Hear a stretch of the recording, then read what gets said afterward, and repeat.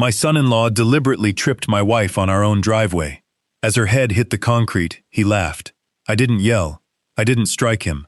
I knelt beside my wife of 45 years, pressed a handkerchief to her bleeding forehead, and dialed 911. My second call was to my wealth manager. It consisted of 4 words: activate our plan. 24 hours later, my son-in-law woke up to find his business padlocked, his accounts frozen, and his entire life dismantled. Before I tell you how, let me know where you're listening from in the comments. And if you've ever had to quietly put an arrogant man in his place, hit that like button. We hosted Sunday dinner at our home outside Chicago, the same modest 4-bedroom house where Diane and I raised our only daughter, Rachel. To the world, I was just Dennis Fisher, 72, retired logistics manager. I drove a 10-year-old sedan and mowed my own lawn. True wealth doesn't need to shout. That Sunday felt heavier than usual. Justin, my 36-year-old son-in-law, held court at the head of my table in a designer shirt he couldn't afford. Rachel sat beside him, eyes darting, waiting for permission to speak. When Diane carried in the mashed potatoes, her arthritic hands trembling, Justin snapped at her to watch out before I could even take the dish. He spent the meal insulting her eyesight, then pivoted to his favorite subject, his failing tech startup, dressed up as a scaling problem. Cash flow was tight, he said. The venture capitalists were dragging their feet. Then he turned to me. You and Diane have been sitting on that retirement portfolio, gathering dust, he said. Liquidate 200,000. I'll guarantee you a massive return. It wasn't a request. It was a demand, delivered with the contempt of a man who thought he was doing me a favor. I set my fork down and told him, calmly, that we were conservative with our finances and would pass. The mask fell instantly. He called me a warehouse dinosaur who didn't understand the new economy, then turned his fury on Rachel, using Diane as ammunition, pointing out a misplaced spoon as proof she was losing her mind, suggesting assisted living, suggesting we sell the house. Diane stared at her lap, humiliated. I covered her hand with mine and squeezed twice, our silent signal that I had this. I let him talk. I let him expose every greedy corner of himself, because he had no idea who he was talking to. He didn't know I was the anonymous investor who owned the very building his startup leased. He didn't know I held the notes on his entire existence. His cruelty that night had just sealed his fate. When they left, Justin walked ahead of us down the driveway, needling Rachel about her mother's slow steps within earshot, building his case for a conservatorship. I stood on the porch with my arm around Diane, a cold rage locked away in some vault at the back of my mind, my face giving away nothing. Have a safe drive home, Justin, I said. My calm infuriated him more than any argument could have. Then Diane remembered she'd left her reading glasses in his car. She also noticed his suit jacket, forgotten on the wicker chair, and picked it up to return it, her small olive branch. I watched from the porch as she carried it toward him near the concrete planter by the garage. Justin got out to meet her. He looked at her frail hands holding his jacket, looked at the planter beside them, then looked straight at me over her shoulder, and I saw the idea take root. He shifted his weight and drove his heel into her path. Deliberate, calculated. She had no way to brace herself. Her forehead struck the edge of that planter, and blood bloomed across the concrete. Rachel screamed and ran to her. And Justin, he didn't kneel, didn't reach for her. He laughed. A short, satisfied laugh, like he'd just won an argument. See, he said, adjusting his cuffs. She's a danger to herself. He was using my wife's blood to build his case for taking our estate. I didn't lunge at him. Decades running logistics through global crises taught me that panic is a luxury you can't afford when the system crashes. I locked the rage away, knelt beside Diane, pressed a handkerchief to her head, and called 911. Calm, precise, no mention of what he'd done. The board wasn't fully set yet. While we waited, Justin performed for the neighbors and then for the paramedics, spinning a tale of an elderly woman's tragic decline, offering unsolicited details about her clumsiness, laying groundwork for guardianship right in front of the medics. I said nothing. I let him talk. I let him build the case that would convict him, because he didn't know about the high-definition camera I'd installed in the porch light a year earlier, quietly recording everything to an encrypted server. At the hospital, while Diane slept with a bandage across her forehead, I overheard him cornering Rachel by the vending machines, pressing a durable power of attorney into her hands. "This is the perfect time," he told her. "He's weak right now. Get the signature tonight." That's when I understood. The trip hadn't been impulsive. He'd brought that document to dinner, planning to manufacture exactly this crisis. I didn't confront him in that hallway. Confrontation is for amateurs. I walked outside instead, into the cold night air, and called Amanda Foster, my wealth manager, my attorney, the architect of the shell companies and offshore holdings Diane and I had spent decades building in complete anonymity. I wasn't a retired warehouse manager who'd merely pushed boxes. I'd built the logistics infrastructure that moved product across 3 continents, then sold the network for a fortune I never advertised.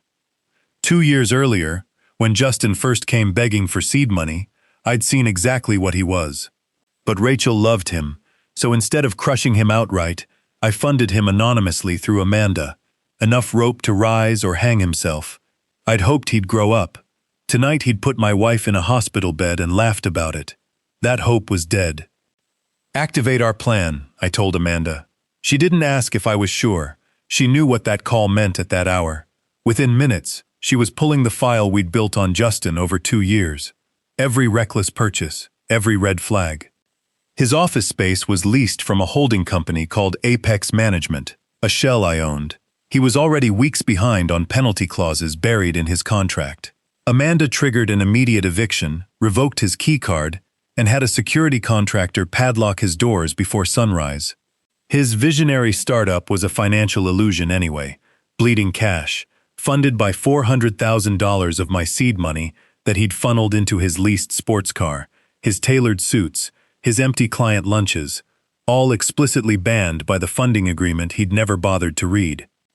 That single detail, commingling personal and business funds, was embezzlement. Amanda filed an emergency clawback, freezing every corporate account tied to his name before 2 in the morning, and compiled a 50-page audit ready for the district attorney if he tried to fight it. By 1 a.m., the demolition was complete. Funding revoked, lease terminated, accounts frozen, felony documentation ready to deploy. No shouting, no violence, just cold, total ruin, while Justin slept soundly, believing he'd already won. I went back inside and performed my part. I slumped into a chair beside Rachel, let my voice go brittle, and told Justin that watching Diane fall had broken something in me, that maybe he was right, that we were slipping, that I wanted to sign his power of attorney in the morning. His eyes lit with greed he could barely contain. He knelt, patted my knee, told me it takes a big man to admit he needs help. He had no idea he'd just swallowed a poisoned hook. I needed him confident, victorious, and asleep, so the collapse in the morning would be total. Driving Rachel home, oblivious, he called an associate to brag about securing a massive cash injection from a private source, never mentioning that the source was his father-in-law, or that the negotiation had involved his mother-in-law's blood on the concrete.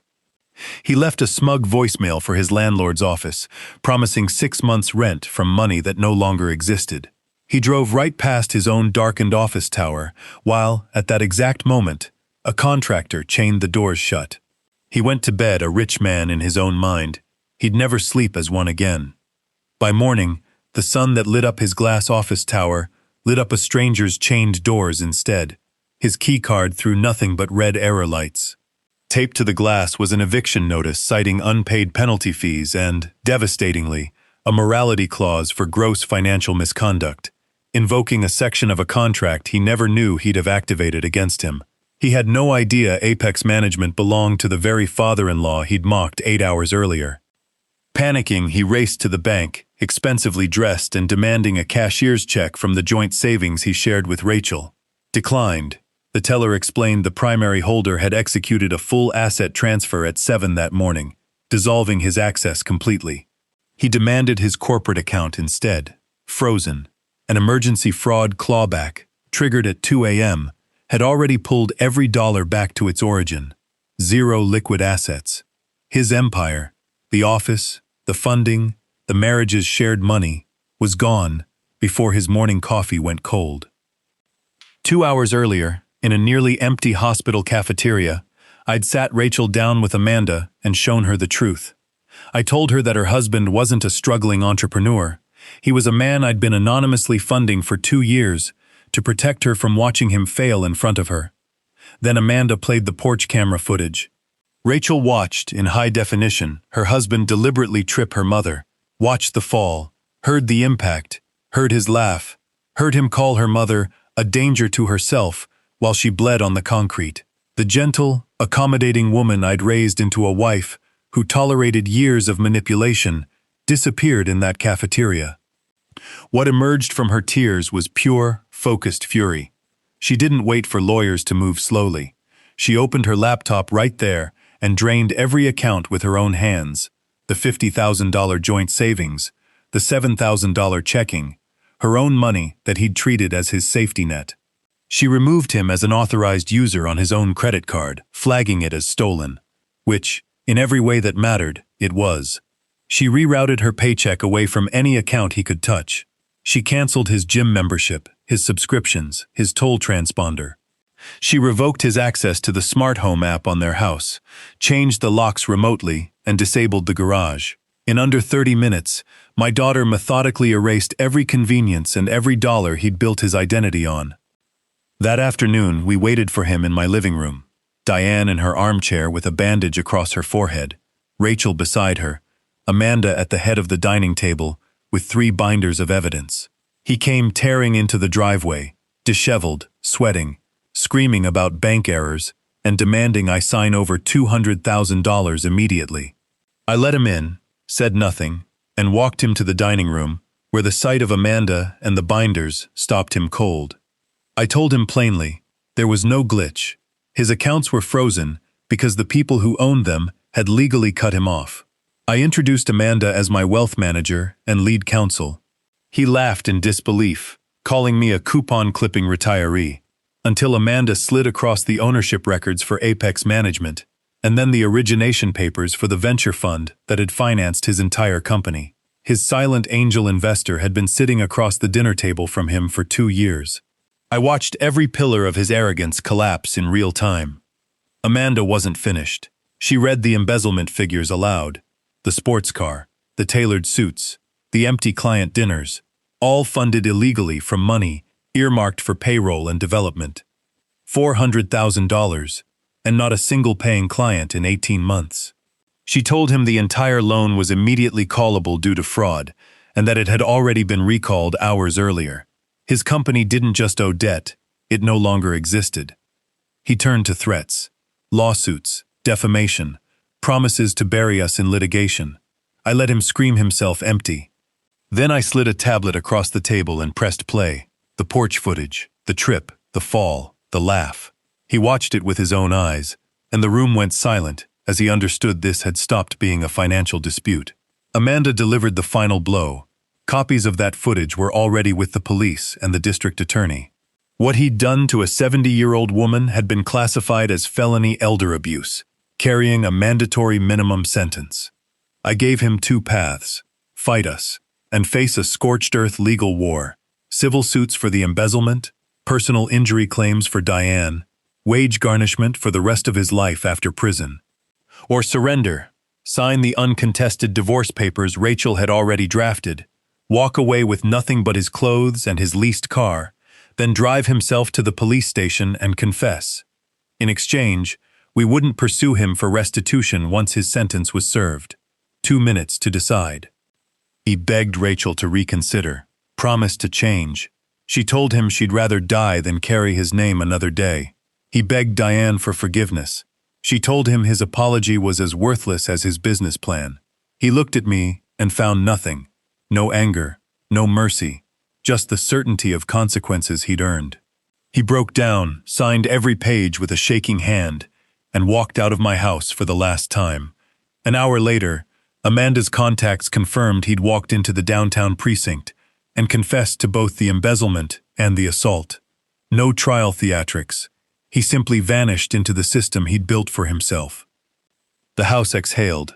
Rachel moved back into her childhood bedroom for a while, sleeping without the constant hum of anxiety for the first time in years. The divorce went through uncontested.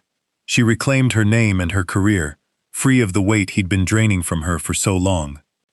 By autumn, Diane and I were back on the porch in our old rocking chairs, watching the leaves fall the way we always had. The gash on her forehead had healed to a thin, faint line. We never spoke about the offshore accounts or the shell companies to anyone, not the mailman, not the neighbors. We were just Dennis and Diane, an ordinary retired couple, enjoying the evening. He mistook my silence for weakness and my patience for stupidity. He learned, the hardest way there is, that the loudest man in the room is always the weakest one. We protected our daughter and dismantled a predator without ever raising our voices, because true power doesn't need an audience. It waits quietly, exactly as long as it needs to, until the moment it's necessary to strike. If this story resonated with you, tell me your own story in the comments, and subscribe for more.